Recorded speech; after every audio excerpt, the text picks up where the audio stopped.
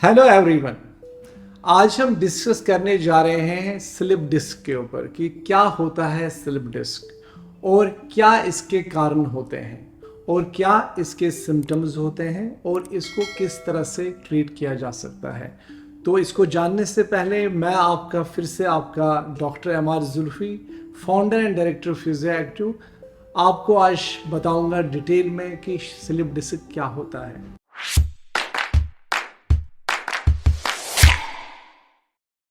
तो दोस्तों, जैसे आप जानते हैं कि हमारे जो देश विदेश में स्लिप डिस्क की प्रॉब्लम बहुत ज़्यादा है। 1000 में से 5 से 20 लोगों को स्लिप डिस्क होता है और ये ज़्यादातर देखा गया है कि जो 25 से लेके 55 ईयर्स के लोग होते हैं उनमें ये ज़्यादा होता है। और इसका जो मेन जो इसके स्लिप डिस्क के जो काज हैं वो ये है कि स्लिप डिस्क उन लोगों में ज़्यादातर हमने देखा है जिनका पोस्चर सही नहीं हो, जो हमेशा एक पुअर पोस्चर एज्यूम करते हो, चाहे कोई इंडस्ट्री में काम करता हो, चाहे कोई सेडेंटरी जॉब के साथ जुड़ा हो या कोई बैंकर हो, उन या आईटी प्रोफेशनल हो, उन लोगों में स्लिप डिस्क का ज़्यादा देखा गया है। और दूसरा स्लिप डिस्क उन लोगों में होता है जो ज़्यादा लिफ्टिंग करते हैं, चाहे वो कोई एथलीट हो या कोई जिम्नास्टिक हो या कोई जिम करने वाला हो। जिम करने वाले हमेशा वज़न ज़्यादा उठा के कभी कभार अपना नुकसान कर देते हैं और स्लिप डिस्क करते हैं।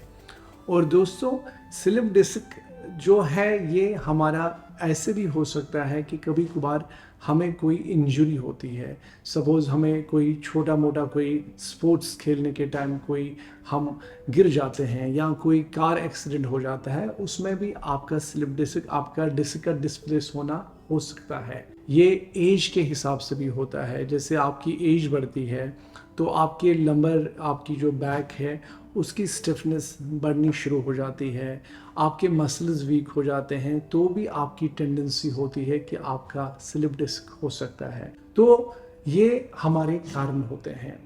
इसके सिम्टम्स जानना भी हमारे लिए बहुत ज़रूरी है। स्लिप डिस्क के क्या सिम्टम्स होते हैं? स्लिप डिस्क का जो मेन सिम्टम होता है वो पेन होता है और मेजरली जो पेन देखा गया है वो आपके लंबर बैक में होता है या जिसको हम लोअर बैक के कहते हैं। और इसके साथ जो हमारा जो सिम्टम होता है ये कभी कभार अगर नर्व को इरिटेट करता है या नर्व को कंप्रेस करता है तो आपके लेग में आपको सिम्टम्स मिलेंगे। जैसे कि आपको लेग में पेन हो सकता है, शूटिंग टाइप पेन हो सकता है जिसको हम शायटिका पेन भी कहते हैं, और आपको टिंगलिंग दैट इज़ आपको एक पिन एंड नीडल सेंसेशन भी हो सकती है या आपको नमनेस हो सकती है। और कभी कभार ऐसा भी होता है कि जो सिम्टम्स होते हैं आपके बैक में बिल्कुल भी सिम्टम्स नहीं है बट आपकी काफ में, आपकी लेग में सिम्टम्स हैं। तो इसके बाद हम आज डिस्कस करेंगे कि इसका क्या ट्रीटमेंट है। तो स्लिप डिस्क का जो ट्रीटमेंट है इसका 2 तरह का ट्रीटमेंट होता है, कंजर्वेटिव और इसका ट्रीटमेंट सर्जिकल भी हो सकता है। तो मैं आज डिस्कस करने जाऊंगा कि कंजर्वेटिव ट्रीटमेंट में इसका सबसे जो बेस्ट ट्रीटमेंट है वो क्या है। तो आजकल की डेट में देखा गया है जो बेस्ट ट्रीटमेंट जो स्लिप डिस्क का है दैट इज़ द फिजियोथेरेपी। और फिजियोथेरेपी में किस तरह से हम स्लिप डिस्क को ठीक करते हैं, इसके 2 तरीके होते हैं। तरीका नंबर 1 पैसिव फिजियोथेरेपी, तरीका नंबर 2 एक्टिव फिजियोथेरेपी। सो जब भी हमारे पास कोई पेशेंट आता है स्लिप डिस्क लेके, उसकी बहुत तरह के उसके सिम्टम्स होते हैं जैसे मैंने आपको बताया, और काफ़ी तरह का उसको दर्द रहता है। तो सबसे हमारा काम होता है कि उसकी पेन को हम कम करें। तो पेन को कम करने के लिए हम क्या करते हैं, हमारे पास काफ़ी तरह के मेथड्स होते हैं जिसमें हम सबसे पहले कुछ इलेक्ट्रोथेरेपी जैसे टेंस हो गया, लेज़र हो गया या अल्ट्रासोनिक हो गया या कोई हीट या कोई आइस पैक हम यूज़ करते हैं जिससे हम उसको थोड़ा सा इजी करते हैं। और यहाँ तक ही नहीं, हम थोड़ा सा मैनुअल अप्रोचेस भी यूज़ करते हैं, चाहे हम कोई नर्व फ्लॉसिंग करें, टेक्निक यूज़ करें या हम कोई सॉफ्ट टिश्यू रिलीज करें जिससे उनको आराम आए। और कभी कभार हम ये भी करते हैं कि हमारे पास ड्राई नीडलिंग जैसी टेक्निक्स भी होती हैं, वो भी हम उपयोग में लाते हैं पेन को कंट्रोल करने के लिए। और एक बार जब हमारा पेन कंट्रोल होता है तो हम तुरंत अपने एक्टिव अप्रोच पे आते हैं जहाँ पे हम पेशेंट को मेजरली एक्सरसाइज पे ले जाते हैं। तो आज हम जो इस वीडियो में डिस्कस करने जा रहे हैं वो ये भी डिस्कस करने जा रहे हैं कि किस तरह की एक्सरसाइजेज हमें स्लिप डिस्क में करनी चाहिए। और सबसे पहली जो एक्सरसाइज हमें करनी होगी that is knee to chest. Knee to chest में क्या है कि हम अपने हैम्स को रिलैक्स करते हैं और नी को अपने दोनों हाथों से पकड़ के उसको चेस्ट की ओर हम होल्ड करते हैं 15 से 20 सेकंड, और उसके बाद उसको अल्टरनेटली दूसरी तरफ कर सकते हैं।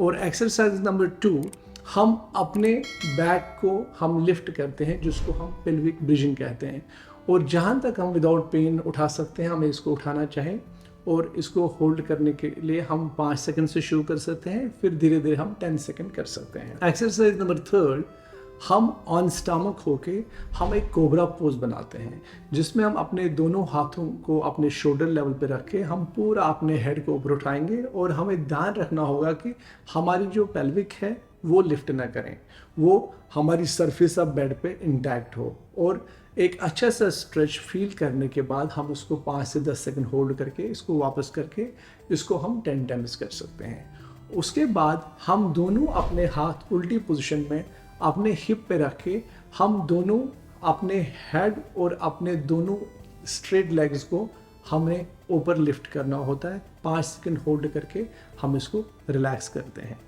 और उसके बाद दोस्तों हमारी जो नेक्स्ट एक्सरसाइज होती है, सिंगल लेग रेज करते हैं ऑन स्टमक प्रोन पोजीशन में, और हम विदाउट बेंडिंग आवर नी हम स्ट्रेट लेग को होल्ड करते हैं 10 सेकंड के लिए, और फिर अल्टरनेट करते हैं 5 टाइम्स।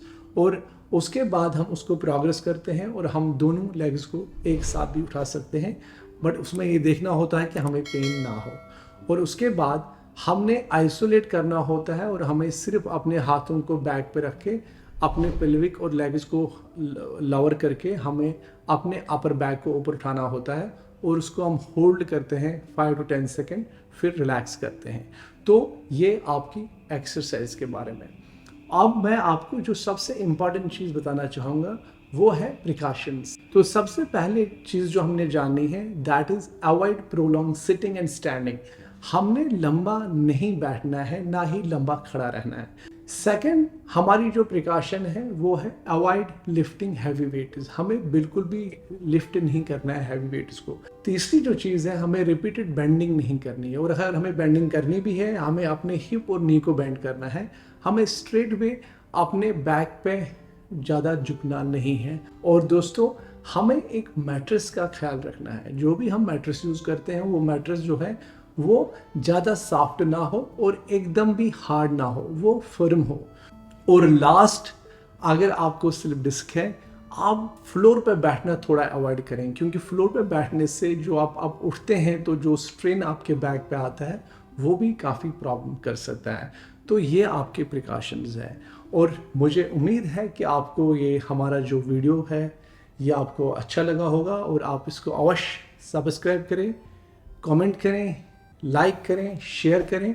और अगर आप ऐसे हेल्थ रिलेटेड वीडियोस आगे भी देखना चाहते हैं तो नोटिफिकेशन के लिए आप बेल आइकन ज़रूर प्रेस करें। Thanks very much.